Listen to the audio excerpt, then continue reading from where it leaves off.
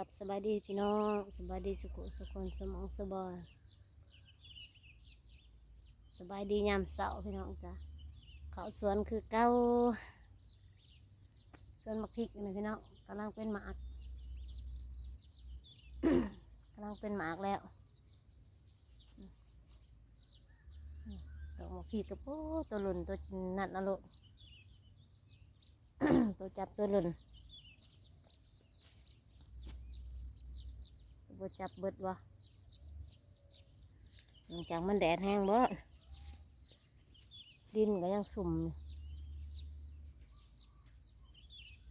เพราะว่าสวนคือเก่าพี่น้องมาส่งดินยำสิปลูกมักแตงอีกรอบสองพี่น้อยผิดกับโอ้ยเพื่อสิสุกมาได้ง่ายให้เดียวประมาณ300 กว่าต้นมาส่งดินต่อพี่น้องเอ้ยสิมาหดพักพร้อมหดพักแล้วก็สิส่งดินพร้อมมาลุยน้ำกันพี่น้องมีตาส่งเมื่อวานหนึ่งหายที่สองเขาก็ได้คู่หนึ่งมาส่งต่ออีกมื้อนี้บ่ปลูกก็บ่ได้พี่น้องเอ้ยจักสิหาเงินได้ใส่บ้านเฮาหาอึดหาอยากโอ้เก็บมากระสอบมาเก็บเป็นของงัวอันสอบหมักสลี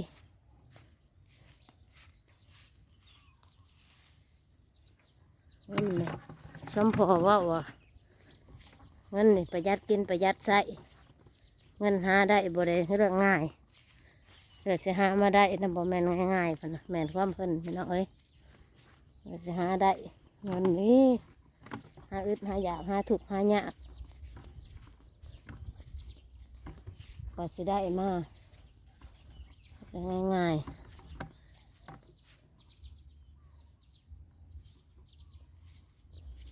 เก็บหาเก็บ10อันนั้นข้าวหอมปอมแม่ตากำลังออก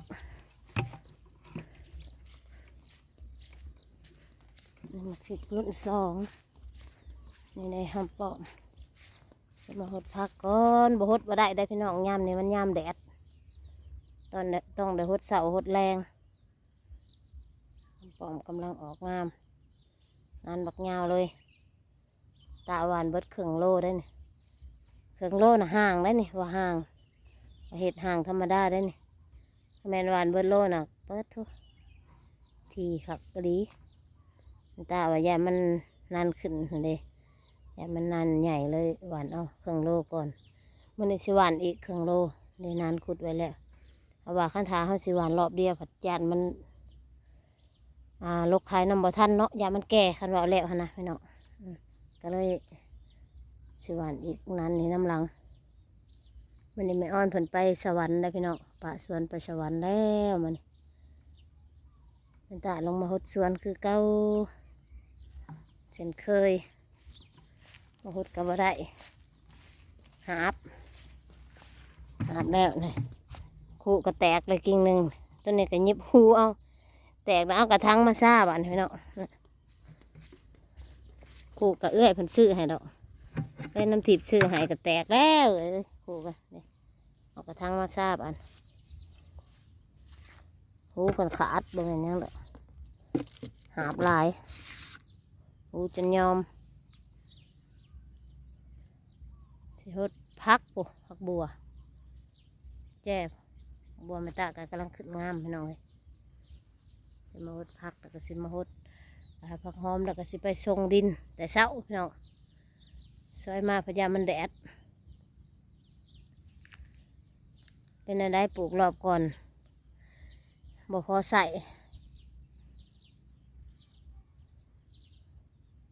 สิปลูกอีกรอบในไร่กว่าเก่าลองเบิ่งพอเว่าเลยเด้ว่าเงินอยู่ในหัวนาเงินน่ะอยู่ในหัวนาลูกเอ้ยพอพังไว้แล้ว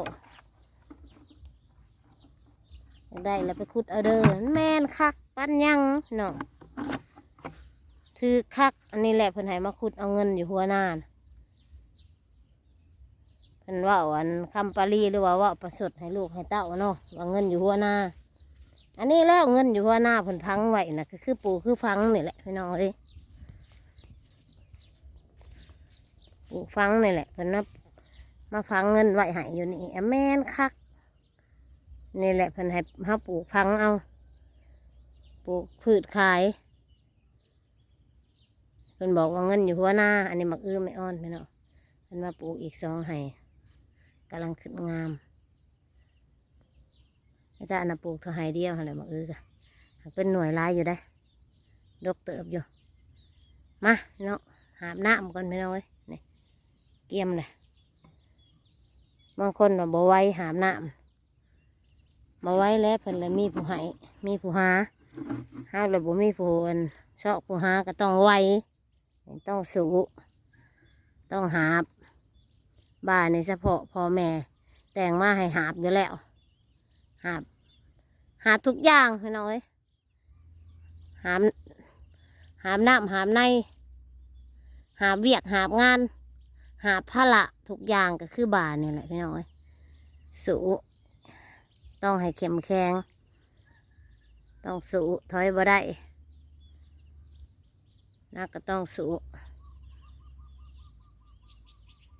นี่แหละพี่น้องเอ้ยพอเพิ่นสอนไว้ครูเวลากินข้าว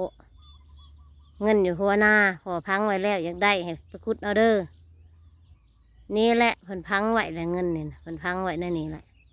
ถ้าอยากได้เขาก็มาคุดปลูกคุดฟังก็ได้เงินถือโต๊ะบ่พิษว่าถือคักแมนคักมันพังไว้อยู่หัวหน้าก็คืออันนี้แหละคือพังอันนี้แหละพังเงินแหละเขามาคุดปลูกคุดฟังเนี่ยก็คือได้เงินโลดแต่เพิ่นบ่เว้าแป้นว่าให้ลูกไปปลูกเอานะญาติลูกบ่ไหวญาติลูกว่าอุ้ยเมื่อยบ่ไหวแต่เพิ่นว่าพังไว้อยู่หัวหน้าเงินอันนี้แล้วให้ลูกมาคุดเอาแล้วมันแมนถือคัก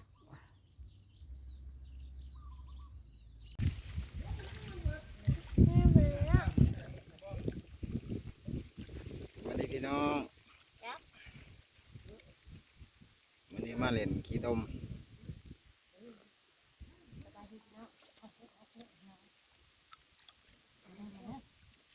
มาแจวมาได้พยัก มาเด้อ มาแจวมาได้พยักกุ้งหลาย มาเด้อ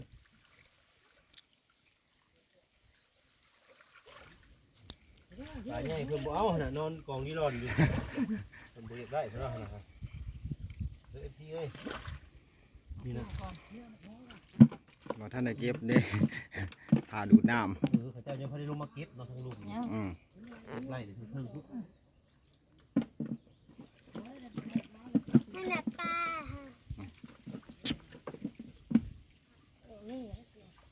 โอ้ยลาย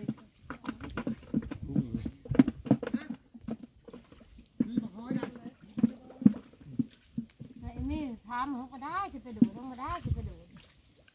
นี่หมอมีเวลาไม่ถ้าผมมาแล้วบาดเนี่ยท่านแม่บอกแต่เมื่อวานนี่ว่าเขามาลีถ้ามื้อนี้นะเขาบอกมาได้มื้อนี้ดูเละเอาเลยตั้งแต่บ่ทันดูนี่ว่าเขามาอยู่แล้วก็ไปบอกเขามาดู มาติดจักต่ออีกให้น้ำเบิดนี่ติดจักเลยเฮ้ยเว้ย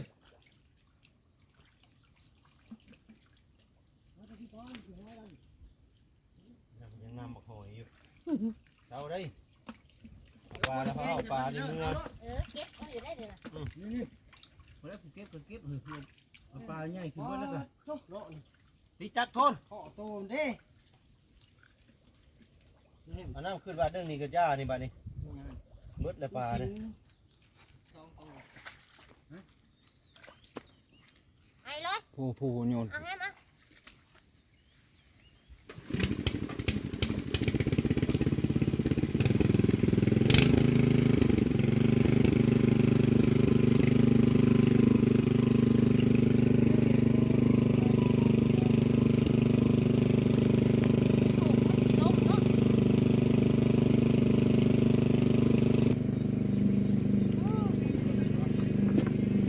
กุ้งเก็บกุ้ง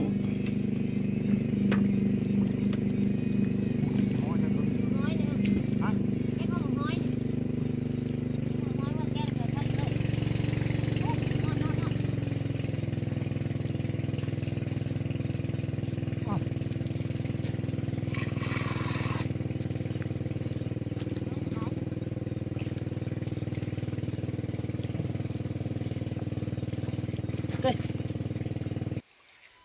อยากคนมาหักได้เนาะ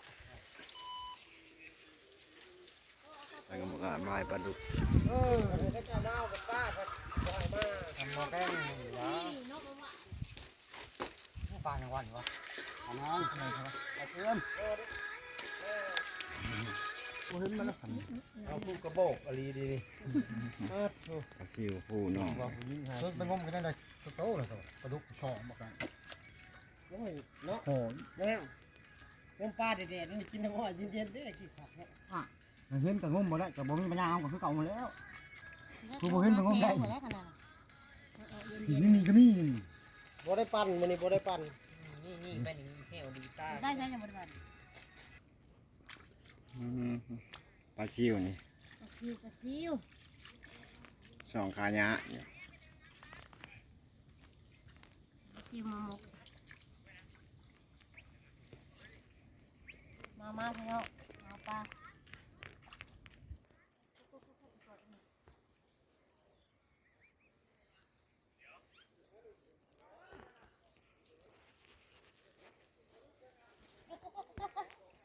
โอ้ย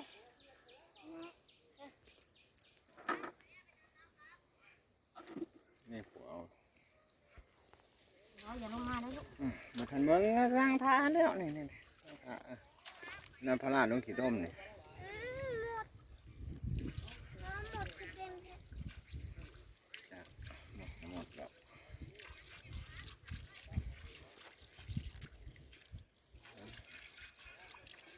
กุ้งไอ้โซ่หัดตะวันเอานั่น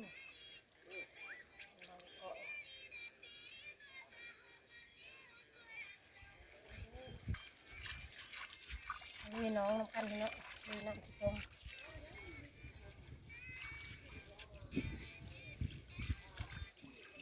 เดี๋ยวขึ้นหลังมันคือยังน้อยแซวสะ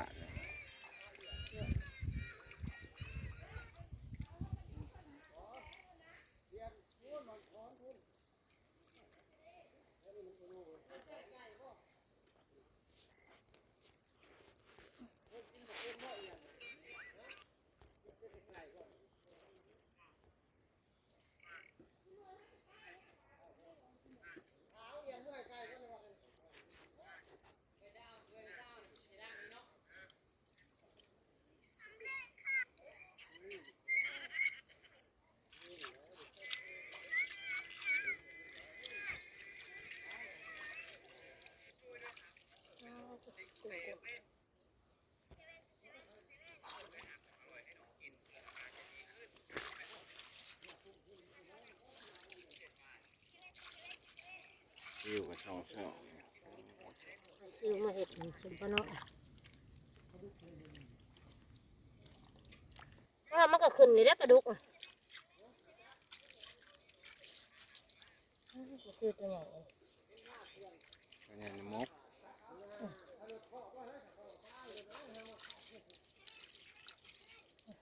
เ